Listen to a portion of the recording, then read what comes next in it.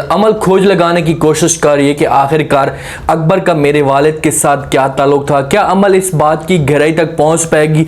आगे जाकर अब ड्रामा ऐसा ऐसा इंटरेस्टिंग बनता जा रहा है और अमल वाले राशिद को भी साथ मिलाने की कोशिश करते हैं। क्या राशिद इनका साथ देगा और अमल राशिद को किस वजह से अपने साथ मिलाना चाहती है, ये सब कुछ आज के शो में बताएंगे।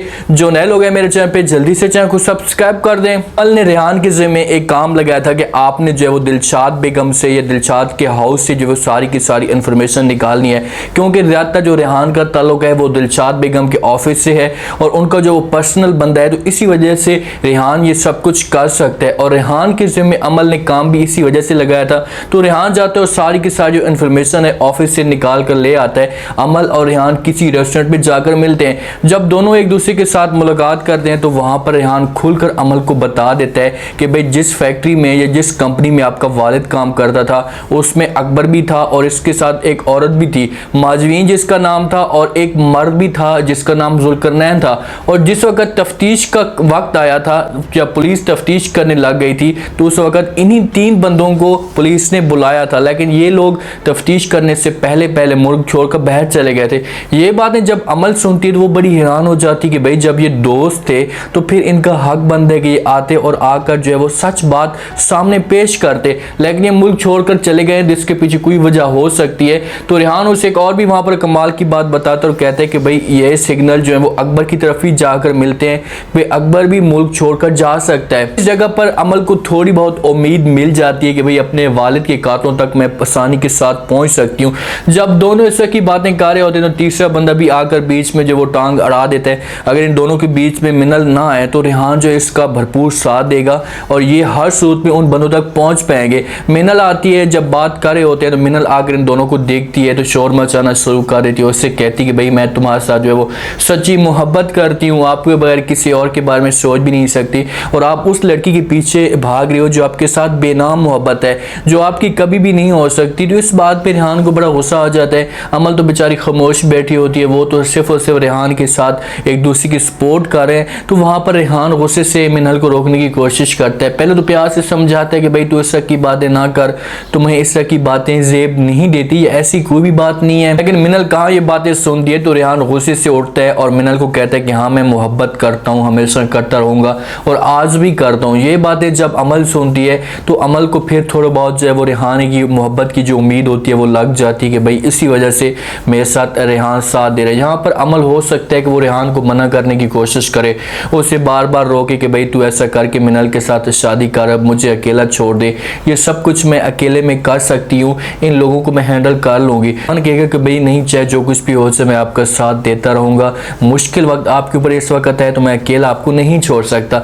अमल और रेहान आपस में जो है वो डिस्कस करते हैं कि भाई हम ऐसा करते हैं कि भाई राशिद को भी साथ मिलाते हैं, क्योंकि ये सिक्योरिटी वाला होता है और जब भी ये इस किस्म की कोई गहराई तक जाएंगे या तफ्तीश करने की कोशिश करेंगे तो सिक्योरिटी वाले को तो इल्म हो जाना है और ये शोर मचाना शुरू कर देगा। इसी वजह से ये फैसला करते हैं। रेहान तो पहले रोकने की कोशिश करते हैं अमल को कि भाई राशिद हमारा दुश्मन है और कभी भी हमारा साथ नहीं देगा, लेकिन अमल को उम्मीद होती है। इसी वजह से जाते हैं राशिद के घर, उसके साथ जाकर बात करते हैं। अमल कहती है कि भाई हमें आपकी सपोर्ट की जरूरत है, तो राशिद वहाँ पर साफ अल्फाज में पहले इनकार कर देता है। इस बात को मजाक समझते और उससे कहते हैं कि भाई आप कोई नशा या भांग पी कर तो नहीं आए हो कि मैं आप लोगों की सपोर्ट कैसे कर सकता हूँ।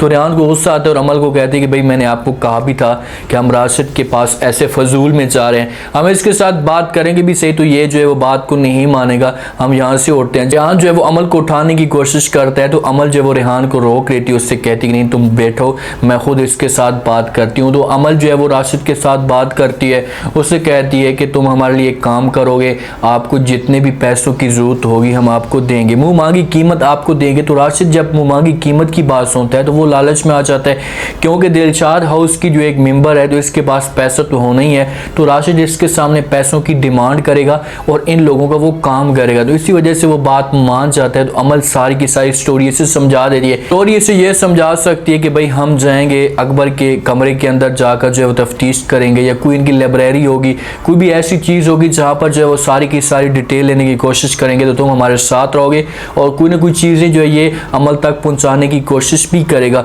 ये साथ राशिद को मिला लेंगे और राशिद जो है इनका भरपूर तरीके से साथ देगा। रेहान तो डरा होगा कि वो इनकार करेगा कि भाई ये हमें जो है वो ब्लैकमेल भी कर सकते हैं, लेकिन अमल कहेगी कि ऐसा कुछ भी नहीं होगा, होगा। अब अमल जो है वो सारे के सारे खाने की टेबल पे बैठे होते हैं और अमल को इतनी दिलचस्पी होना शुरू हो जाती है अकबर के साथ कि वो चाहती है कि मैं ज़्यादातर अकबर के पास जाकर अपना वक्त गुजारूं और सारी की सारी जो है वो डिटेल हासिल कर सकूं। जब खाने की टेबल पे बैठे होते हैं तो अमल जो है वो दिलशाद बेगम को कहती है कि आंटी जी मैं जाती हूँ अकबर के कमरे में जो है वो जाकर खाना दे देती हूँ। तो दिलशाद बेगम भी इसको जो है वो एक मंसूबा समझती है, उसको एक चाल समझती है और वो अमल को कहती है कि भाई फिर से कौन सी तुम चाल करने लग गई हो। तो अमल समझाती है, उससे कहती है कि भाई मैं ये सब कुछ हमदर्दी के तौर पर भी कर सकती हूँ, ऐसी कोई भी चाल नहीं है, आप इस बात को जो है वो गलत ना समझें। मैं जाती हूँ, मैं इनका एक रिश्ता है अकबर के साथ तो इस वजह से मैं जाती हूँ। ये चली जाएगी, जाकर अकबर को खाना देगी। जिस वक्त अकबर के सामने ये खाना पेश कर देगी अकबर तो खाना खाना शुरू कर देगा, उसके मुंह में डालेगी, साथ साथ बातें भी करती जाएगी और मजीद जो है वो गहराई तक जाने की कोशिश करेगी। सारी इन्फॉर्मेशन लेगी या कुछ किताबें होंगी या कुछ फाइल होंगी जो वो निकालेगी ताकि ये मेरे हाथ में लग जाए। तो जब ये इसके हाथ में लगेंगी तो फिर ऐसा वो बात तक जो आगे पहुंचने की कोशिश करेगी। और इसमें मुझे ऐसा लगता है कि अकबर का कोई भी कसूर नहीं है, अकबर को सजा दी गई है, किसी तरीके से अकबर को इस्तेमाल किया गया और उसके बाद इसकी जो ज़बान है वो बंद किए गए। आप देखेंगे एक औरत आती है, दिलशाद बेगम के साथ आकर मुलाकात करती है। सबसे जो है सोचने वाला पॉइंट है वो यही है कि जिस वक्त दिलशाद के बेगम के पास वो औरत आती है, जहाँ पर वो माजवीन भी हो सकती है या कोई और औरत भी हो सकती है, वो जिस हिसाब से बात करती है उससे कहती है कि जो कंपनी की फाइल थी वो अकबर के पास है और वो किसी के हाथ नहीं लगनी चाहिए। ये बात सोचने वाली है। जब वो बात करती है कि भाई किसी के हाथ नहीं लगनी चाहिए तो फिर दिलशाद बेगम कहती कि आपको फिक्र करने की कोई भी जरूरत नहीं है। वो कहती कि भाई अगर किसी और के हाथ लग गई तो इससे आपका बिजनेस भी बर्बाद हो सकता है और मेरा बिजनेस भी बर्बाद हो सकता है। इससे यह साबित होता है कि ये जो औरत है वो भी इस काम में मुलविस है, बल्कि वालिद को झूठे केस में फंसाने में मुलविस है और दिलशाद बेगम का भी कोई ना कोई किरदार जरूर है। ये दोनों हो सकती हैं और तीसरा जो है जुल्करनैन भी हो सकता है। अकबर के इसमें कोई भी कसूर नहीं हो सकता, सिर्फ और सिर्फ अकबर को सजा दी जा सकती है जिसकी वजह से ताकि वो कुछ ऐसे अल्फाज या कुछ सच जो है वो ना बोल सके। अब फाइल जो वो अकबर के पास पड़ी हुई है तो अमल तो पूरी कोशिश करेगी उस फाइल को निकालने की कि भाई मैं जल्दी से उस फाइल को निकाल लूँ ताकि वो फाइल मेरे पास लग जाए। वो अपनी जो एक कोशिश होती है वो इतनी तेज़ कर देती है, रेहान के साथ मिल करके वो दिन रात एक कर देती है ये सारी की सारी चीज़ें निकालने के लिए कि भाई जल्दी से मैं ये चीज़ें निकालूं और अपने वालिद की कातलों को सर अंजाम तक पहुंचाऊं उन लोगों को, ताकि मैं एक सज़ा दिलवा सकूं ताकि कभी भी किसी के साथ जो इस किस्म की हरकतें ना कर सके। सोनिया तो फिर जब वो घर छोड़कर चली जाती है, वो हो सकता है कि अपने भाई के पास रहने के लिए चली गई हो या अपने बेटे के पास चली गई हो, वहाँ पर भी इसके ऊपर जो है वो जाकर तांजी होने तो बेचारी मजबूर है। वो चाहती है कि भाई कासिम के साथ मैं ना रहूँ, उससे दूर रहूँ ताकि कासिम जो है अपने आप को थोड़ा बहुत समझा सके या फैसला कर सके।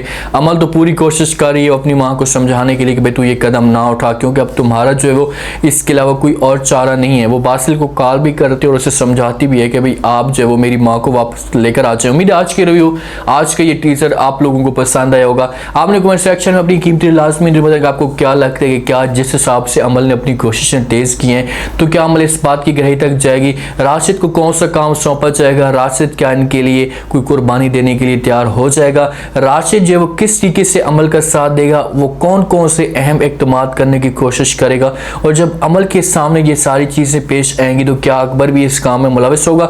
ये सब कुछ आपने बताना है और चैनल को लाजमी सब्सक्राइब कर दें। अपना खास ख्याल करें, दुआ में याद रखें। मुझे दी इजाज़त, अल्लाह हाफ़िज़।